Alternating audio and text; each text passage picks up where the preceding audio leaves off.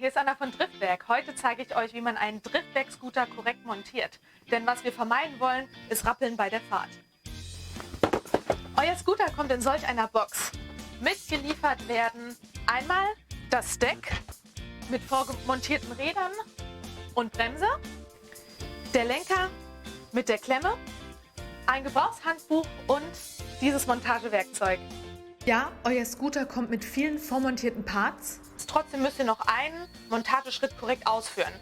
Dazu gehören einmal hier den Lenkerkopf mittels dieser Schraube festziehen, um dann danach den Lenker korrekt ausgerichtet mit dem Deck zu montieren. Beim Anziehen der Schraube hier im Lenkerkopf ziehen sich hier zwei doppelt gelagerte Kugellager konig zusammen.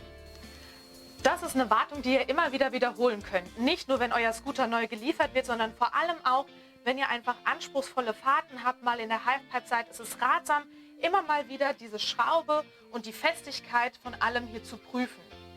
Denn wenn ihr dieses Geräusch hört, ist es echt höchste Zeit, mal wieder nachzuschauen, ob all eure Parts richtig sitzen. Zum Festschrauben haltet ihr den Lenkerkopf hier gut fest und zieht die Schraube so lange fest, bis ihr einen dezenten, aber auch guten Widerstand verspürt. Ein guter Indikator ist einfach, dass hier die Räder sich immer noch gut und smooth rollen lassen. Bevor ihr jetzt euer Deck und euren Lenker vereint, müsst ihr schauen, dass alle Parts korrekt ausgerichtet sind. Das heißt, alles nach vorne. Bei dem Deck schaut man hier besonders auf die Räder. Zwar zeigen die nach vorne, wenn ihr auch auf beiden Seiten den Raddruck seht. Das heißt, ihr müsstet hier das Rad drehen. Ihr könnt auch auf die Gabel achten. Die Gabel muss nach vorne gebogen sein. Bei dem Lenker orientiert euch hier an dem Logo von der Brand.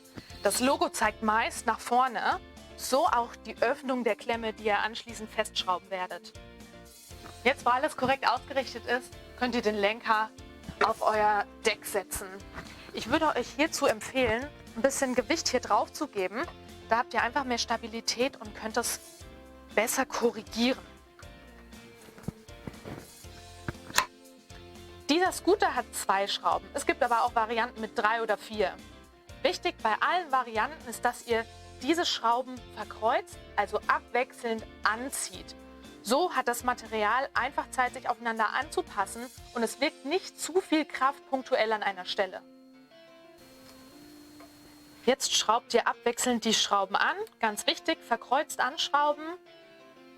Ihr könnt ja auch am Ende wirklich gut Druck drauf geben, dass alles fest miteinander sitzt. Trotzdem achtet bitte drauf, wie bei allem ist so, nach fest kommt ab. So ist das auch bei euren Schrauben beim Scooter.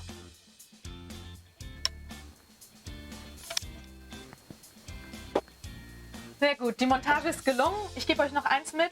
Für ein gutes Fahrerlebnis gehört regelmäßige Wartung dazu. Und jetzt viel Spaß.